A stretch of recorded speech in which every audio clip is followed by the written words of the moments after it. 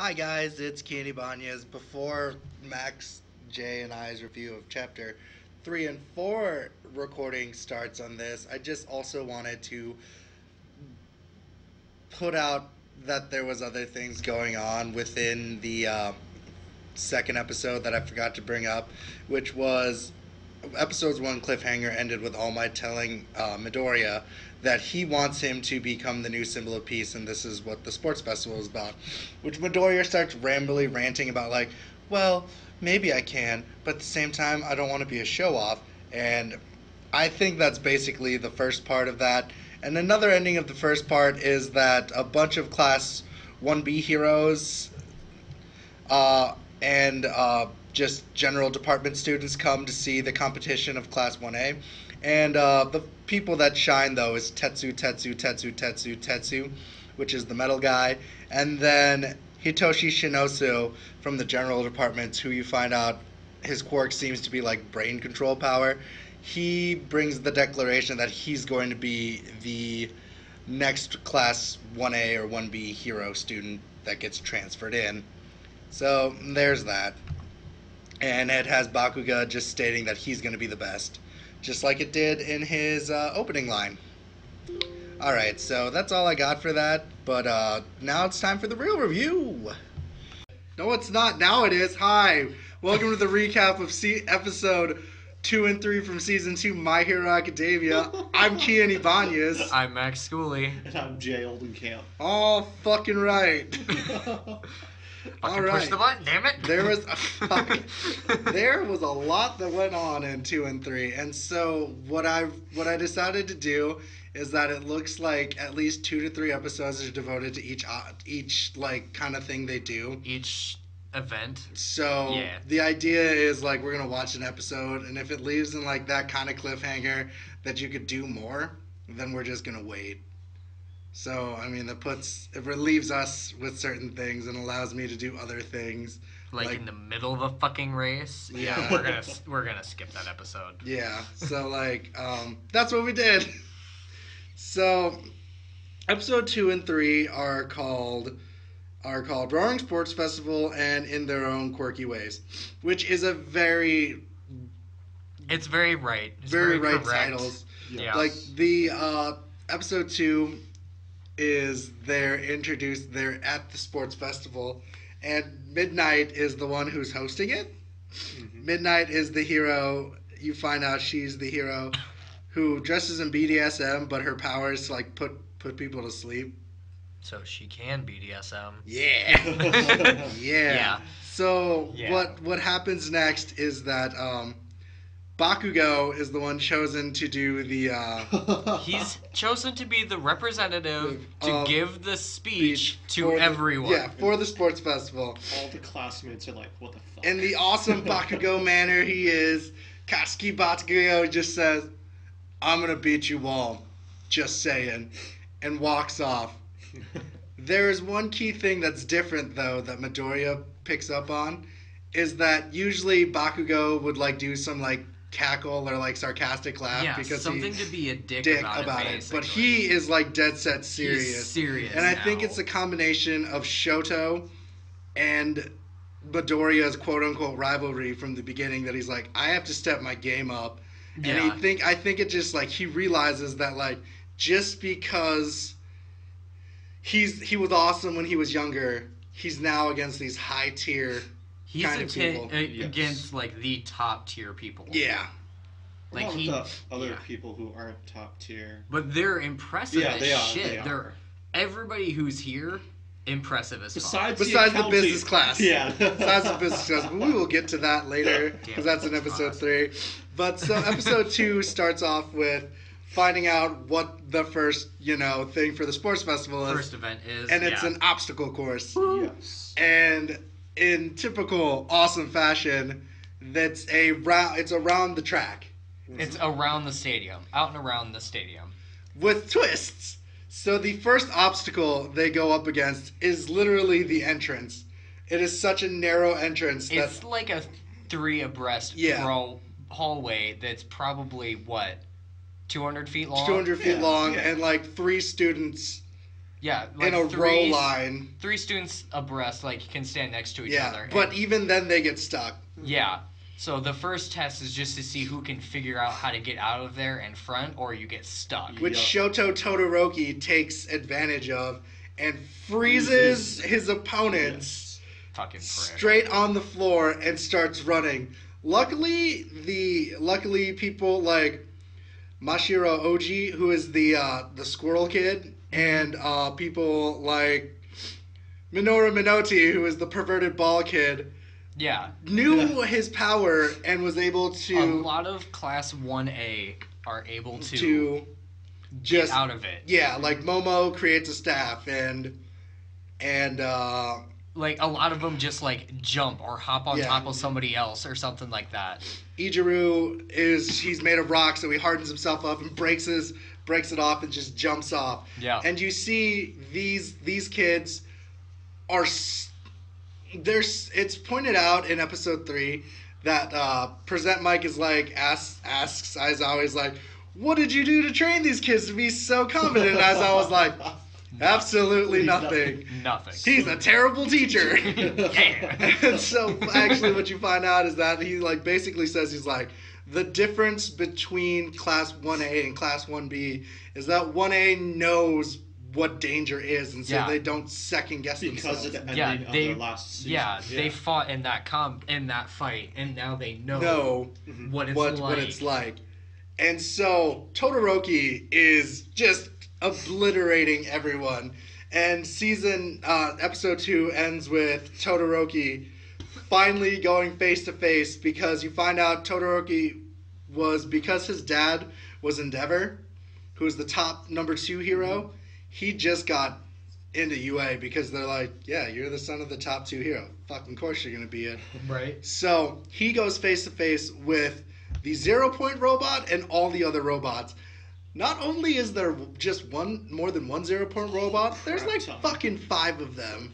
Yeah. Just all in one thing. And Todoroki's like, whip, better impress good old dad, and just freezes everything. Flash freezes all of the robots. But freezes them... Also in a dick mood. Yeah.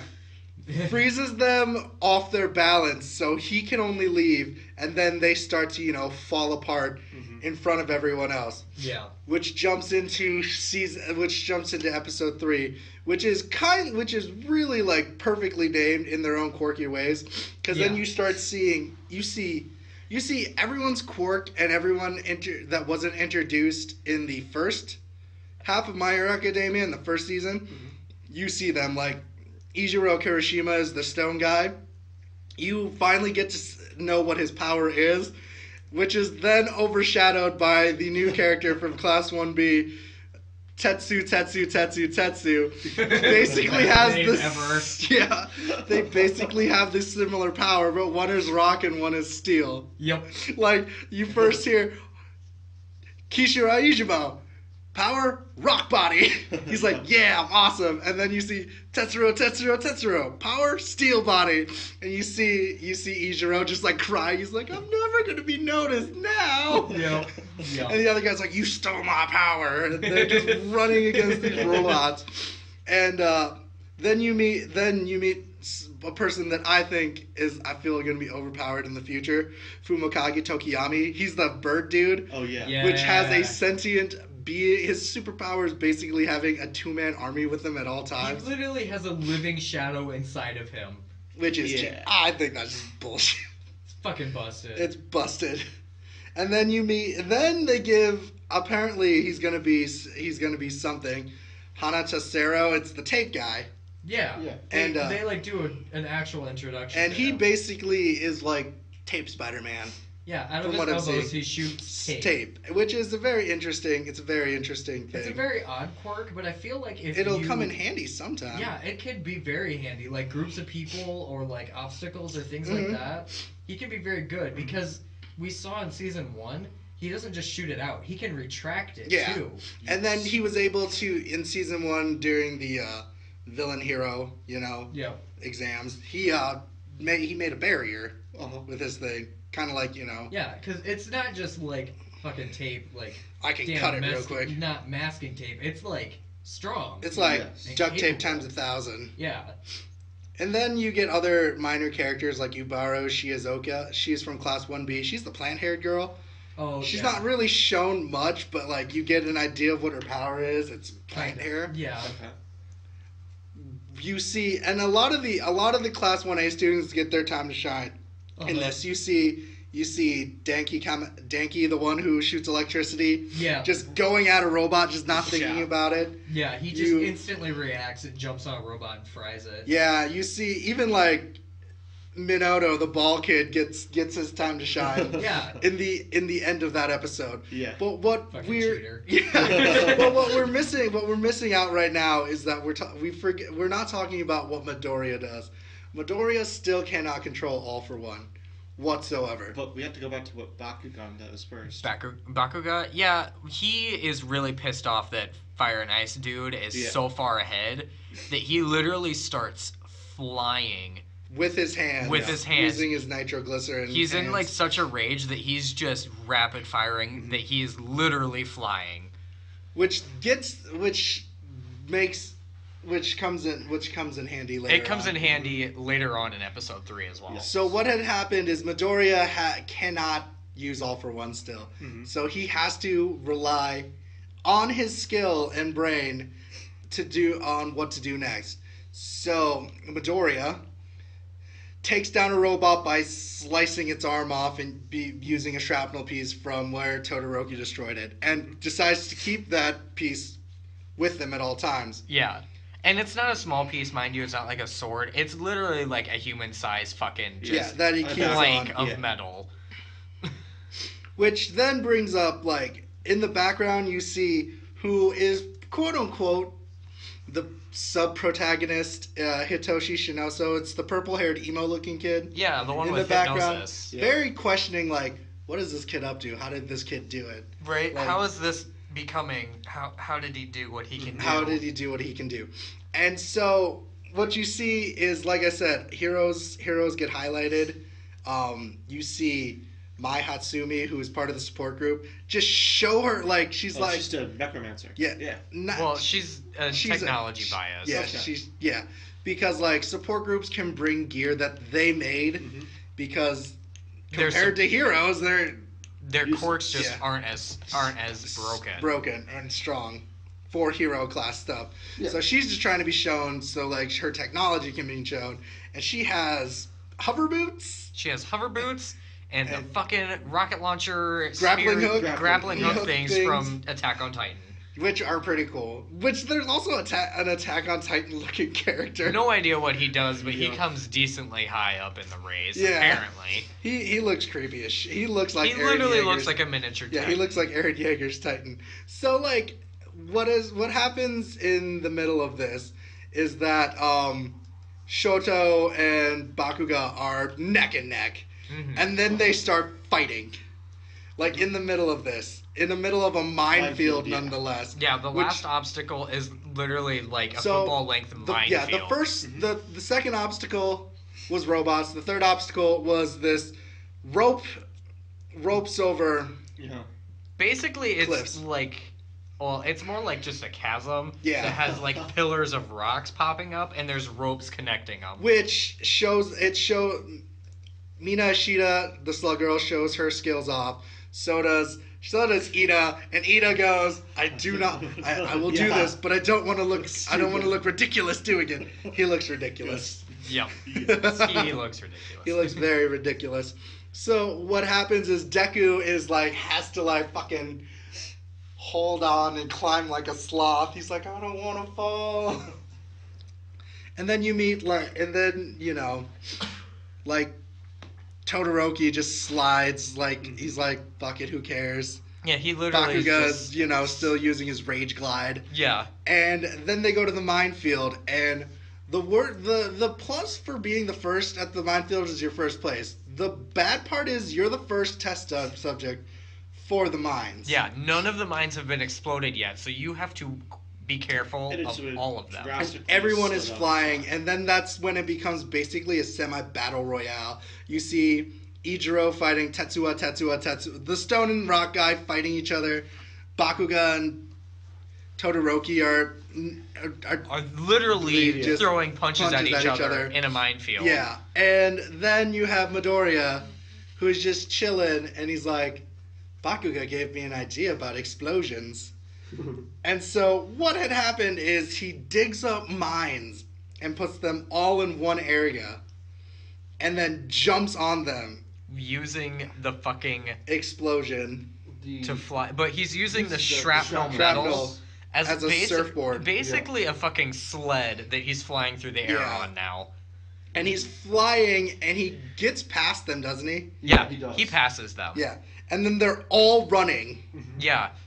The Fire and Ice dude literally is like, I shouldn't be doing this, it'll help a bunch of other people, but I'm going to fall behind, way too far behind, and freezes the field in front of him. Yeah. Just to make sure the mines don't go off. Yeah, so he can just dead I thought he sprint. froze his own little path. He freezes a path in front of him, and he just takes off running. But, like, once people get to that path, they can all run on it, too, now. And so, it's neck and neck between Bakuga, Todoroki, and Deku. And Deku uses his metal plate.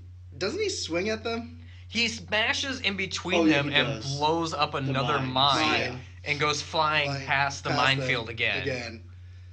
And so he makes it to the last. He's the first place winner. Like he turns and he sees the other two. They burst out of the smoke from the mines. Yeah, they're right behind him. And so they're dashing to the end. It's literally just a dead sprint. Yeah. And Deku is first place. Todoroki and Bakuga are second and third. And then it's all the other side characters. And last place. is fucking naval cannon guy, Yuga Oyama, who's like holding his stomach, so he probably overused his quirk. Yeah. Where he's sick. But my favorite is that fucking the ball kid. Momo and Minoru are tied because Minoru uses his ball. He used his balls and stuck himself to the chick who makes things and is basically fan service. Yeah, and who is like already has her jacket off because she needed to materialize stuff. He's like, yes, 2 for 2. And he's so happy. And so Midnight's like, congratulations all you guys. And All Might does his monologue. He's like, I'm so proud of you, Midoriya, but please don't cry right now. Right? Yeah.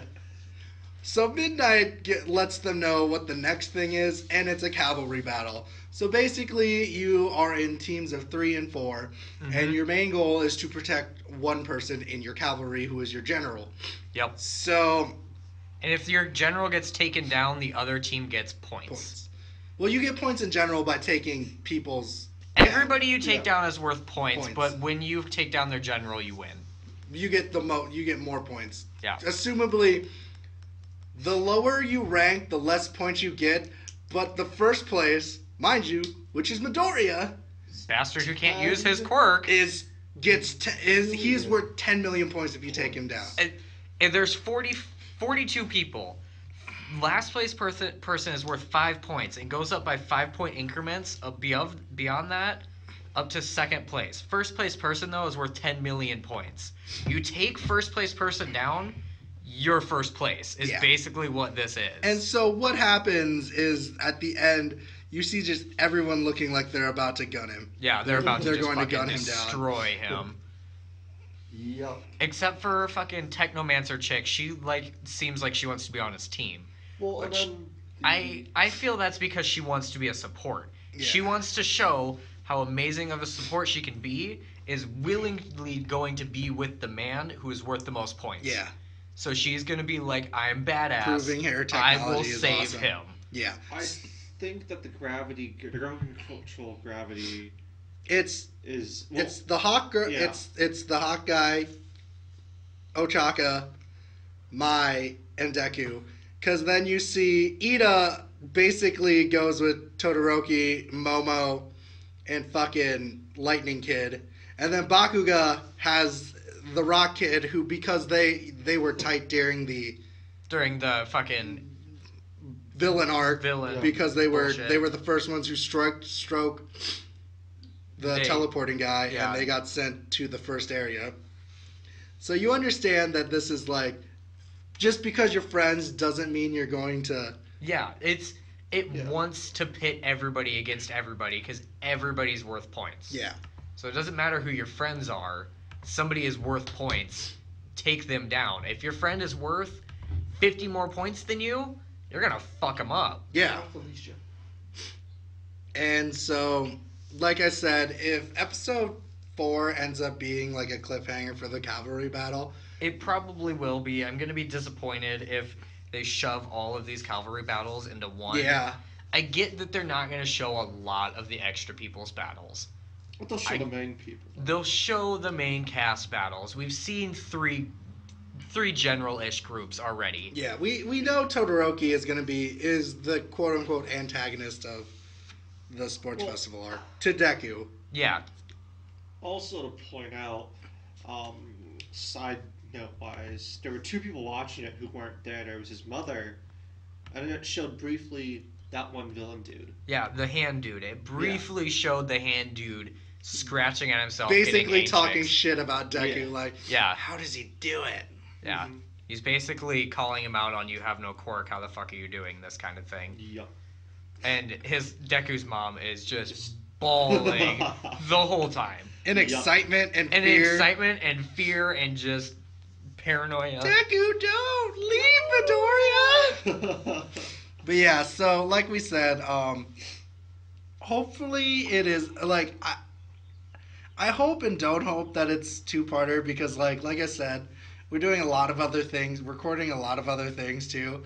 It's just kind of been a bitch trying to get shit recorded. I 100% hope it's a 2-parter because I want to see good battles. Yeah. I want to see people actually doing things. If they try and shove the 4 main battles into one episode, it's going to be sad. I'm going to be disappointed because you're not going to get to see anything.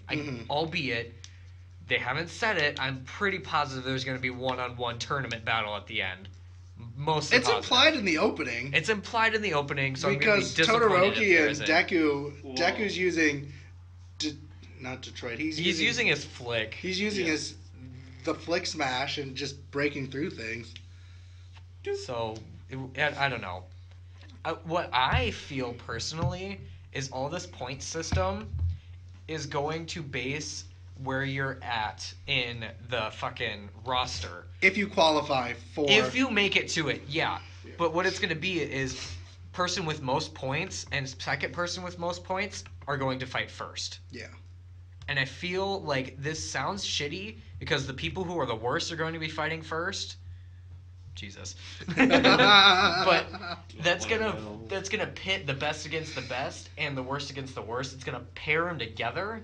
And then it's going to eventually be person who is far left is best, person who's far right is worst, assuming they're going to meet up somewhere near the top. You're going to see top and bottom duking it out, and you're going to see bottom person trying really hard, top person knowing they're top, because it's going to be told how it's going to be. Mm-hmm.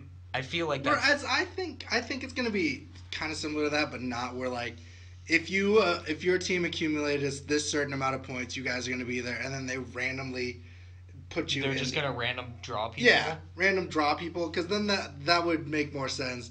It would make more sense, but to me, so far this TV show hasn't had anything without a purpose. Like, so I feel like this point system is going to have a meaning, and what I'm mostly pulling this from the 0-point robots in the entrance exams. Yeah. The 0-point robot technically wasn't worth anything, but it means something else later. But it means something to me.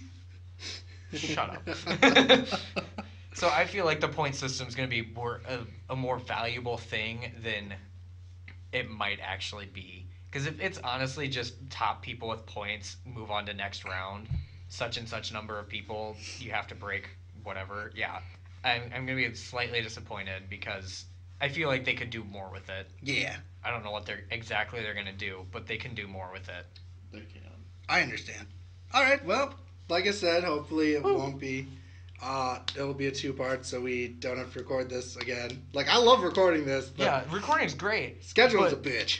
We also like to be able to give you enough and not leave it at an episode cliffhanger. Yeah. It's And I really, don't- it really sucks to do a recording and leave you guys at a cliffhanger Yeah, too. it'd be like, oh, and this happens. So yeah, like we said, if you're here listening to the end, we have 4 major podcasts. We have just the podcast in general with me, Ryan, Jay, and Max. Woo. Max and I then have 2 called Fanime, which is nostalgically talking about anime arcs. Woot. And then Anime Anarchy, which is basically shitting on popular anime because we don't like it. Yeah. And then there's the My Hero Academia season recap arc. We're hoping to do this with like other ones that we think are going to be super interesting. We should Yeah. do it with Sam Jack. Samurai Jack. That's kind Once of that been being finished. covered in our main podcast Well, we haven't really talked about it lately, but since we did our last main podcast, I think there's only been 1 episode. Yeah, and I don't know, like not to be that guy, like everyone's covering Sam Jack. Yeah, it's very new. So is, Yeah. so is a lot of stuff we're doing, but it's very new and it's very, very popular. Yeah. Because it was a big TV show when we were younger, Yeah. and now it's yeah, big now. So maybe when it's done. Well, we that's might what do I'm a assuming. season. I think We'll it's done would be like a Probably do full season recap. Yeah. recap Because or a there's full so much series. just to talk about, and we're Oh, so yeah. behind just like being like, well, this episode happened. Yeah. So, like we said, I'm Kien Ibanez. I'm Max Schooley. I'm Jay Oldenkamp. Good night. Bye.